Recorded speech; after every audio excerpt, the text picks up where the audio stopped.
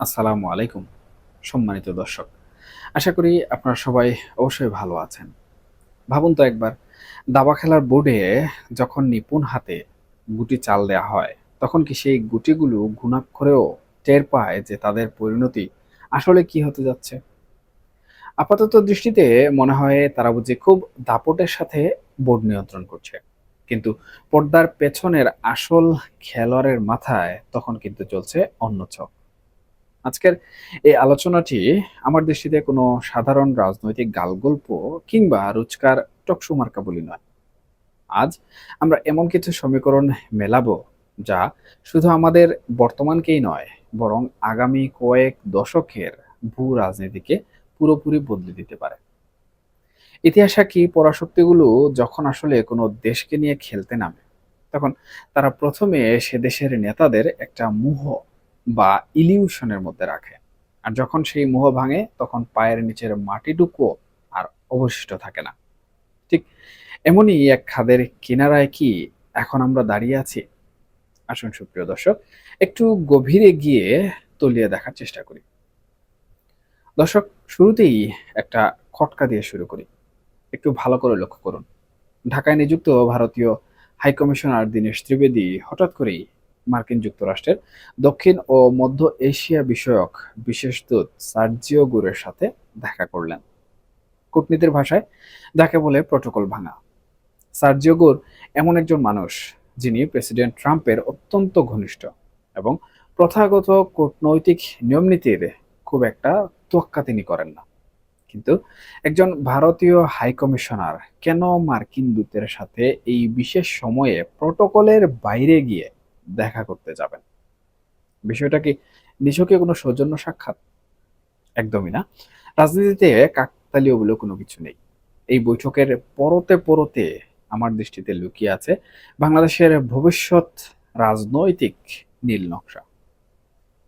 দর্শক, ভারত এবং যুক্তরাষ্ট্র উভয় দেশই প্রকাশ্যে ভিন্ন কথা বললেও একটি জায়গায় তাদের স্বার্থ একেবারেই এক বিন্দুতে মিলে গেছে। সেটি কি? আর সেটি হলো বাংলাদেশের চীনের ক্রমবর্ধমান আধিপত্য যে কোনো মূল্যে খর্ব করা। চীন বাংলাদেশ থেকে মিয়ানমার হয়ে যে করিডোর তৈরির বিশাল কর্মযজ্ঞ হাতে নিয়েছে, সেটি আমেরিকার একদমই পছন্দ নয়।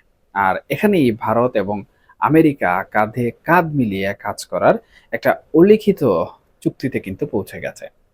তাদের দুজনেরই এখন প্রধান লক্ষ্য হলো বাংলাদেশে এমন একটি অন্তর্ভুক্তিমূলক রাজনীতি বা ইনক্লুসিভ পলিটিক্স প্রতিষ্ঠিত করা, যেখানে কোনো একটি বিশেষ রাজনৈতিক দল বা গোষ্ঠীকে সম্পূর্ণভাবে মাঠ থেকে সরিয়ে দেওয়া হবে না, আবার কোনো একটি দলকে এককভাবে মাঠে রাখা হবে না। এই যে ইনক্লুসিভ পলিটিক্সের কথা বললাম, এখানে কিন্তু লুকিয়ে আছে আমাদের গল্পের প্রথম বড় টুইস্ট। একটু পেছনের দিকে তাকালে আপনারা দেখবেন পশ্চিমা মূলধারার গণমাধ্যমগুলো, যেমন Reuters, Bloomberg, south China morning post, তারা হঠাৎ করেই বিগত কয়েক মাসে শেখ হাসিনার সাক্ষাৎকার বেশ ফলাও করে প্রচার করতে শুরু করেছে। অতীতে কিন্তু পশ্চিমা মিডিয়াতে তার বক্তব্য এভাবে অবিকৃতভাবে খুব একটা প্রকাশ হতে দেখা যায়নি। হঠাৎ এই ভুল বদলের কারণ কি? কারণ হলো অত্যন্ত সূক্ষ্ম একটি মনস্তাত্ত্বিক খেলা। দীর্ঘ সময় পর শেখ হাসিনা দেশে ফেরার যে ইঙ্গিত দিয়েছেন, সেটি আসলে কোনো আবেগতাড়িত বা আকস্মিক সিদ্ধান্ত নয়। তিনি অত্যন্ত সুকৌশলে পশ্চিমা দেশগুলোর কাছে নিজের বার্তা পৌঁছে দিয়ে একটি আন্তর্জাতিক জনমত গঠনের এখানে চেষ্টা করছেন। এবং তিনি খুব ভালো করেই একটি বিষয় জানেন, পশ্চিমা বিশ্ব সবসময় গণতন্ত্রের বুলিয়া উড়ায়। আর সেই গণতন্ত্রের দোহাই দিয়েই তারা এখন একটি নৈতিক চাপের মধ্যে পড়েছে। কারণ কোনো একটি বৃহৎ গণতান্ত্রিক রাজনৈতিক দলকে সম্পূর্ণভাবে প্রক্রিয়ার বাইরে রেখে দিলে পশ্চিমা দেশগুলো নিজেদের দেশেই প্রশ্নের মুখে পড়তে হয়। আর এই সুযোগটি কাজে লাগাতে চাইছে অতীতের শাসক গোষ্ঠী, কিংবা আমরা যদি বলি আওয়ামী লীগ, অথবা সরাসরি যদি বলি শেখ হাসিনা। কিন্তু আমাদের বর্তমান অবস্থাটা একবার ভেবে দেখুন, যে সরকার বা যে ব্যবস্থাটি এখন ক্ষমতায় আছে, তারা কি এই সূক্ষ্ম ভূ রাজনৈতিক খেলাটা বুঝতে পারছে না? বিশ্লেষণ করলে দেখা যায় তারা মারাত্মক রকমের একটি অস্তিত্ব সংকটে ভুগছে। তারা নিজেদেরকে এতটাই প্রো আমেরিকান বা মার্কিনপন্থী হিসাবে বর্তমান সময়ে প্রতিষ্ঠিত করার প্রতিযোগিতায় নেমেছে যে কূটনৈতিক ভারসাম্যের ন্যূনতম যে সাধারণ জ্ঞান, সেই সাধারণ জ্ঞানটুকুও যেন তারা হারিয়ে ফেলেছে। উদাহরণ হিসাবে একটি ছোট্ট ঘটনার কথা বলি, যা শুনলে যে কোনো রাষ্ট্রবিজ্ঞানী হোক অথবা ছাত্র হোক, শিক্ষক হোক, শির উঠতে বাধ্য।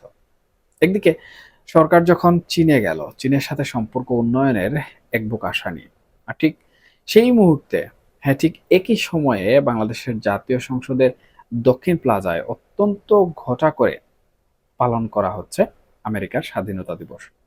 সংসদে তৈরি করা হচ্ছে আমেরিকার ককাস।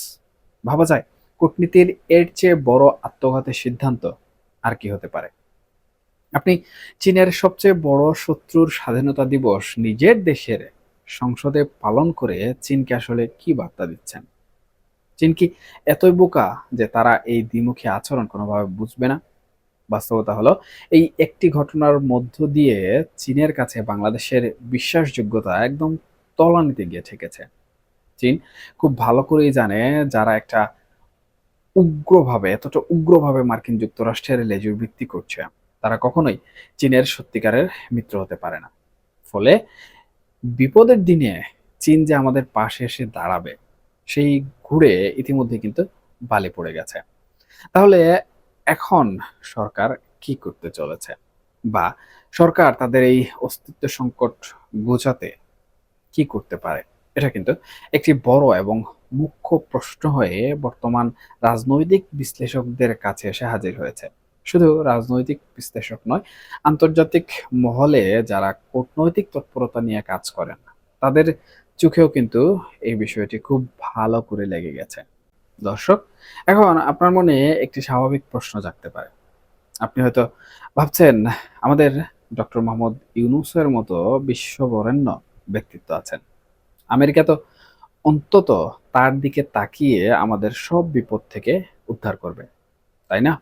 কিন্তু এখানেই আসলে লুকিয়ে আছে গল্পের সবচেয়ে অন্ধকার অধ্যায়টি। একটু ভালো করে খেয়াল করে দেখুন, তিনি দীর্ঘ সময় ধরে ক্ষমতার বাইরে আছেন। তিনি ফ্রান্সে যাচ্ছেন, জার্মানিতে যাচ্ছেন, নেদারল্যান্ডস ঘুরে ভ্যাটিকানেও যাচ্ছেন, কিন্তু তিনি আমেরিকায় যাচ্ছেন না। প্রশ্ন উঠতে পারে, বা প্রশ্ন হচ্ছে কেন? যে মানুষটি একসময় বছরের সবচেয়ে বেশিরভাগ সময় আমেরিকায় যেতেন, বিভিন্ন জায়গায় লেকচার দিতেন, তাকে কেন এখন আমেরিকা ডাকছে না? এমনকি তার নিজের প্রতিষ্ঠিত প্রতিষ্ঠান গ্রামীণ আমেরিকা, যেখানে হাজার হাজার কোটি টাকার বিনিয়োগ, সেখানেও তিনি যেতে পারছেন না।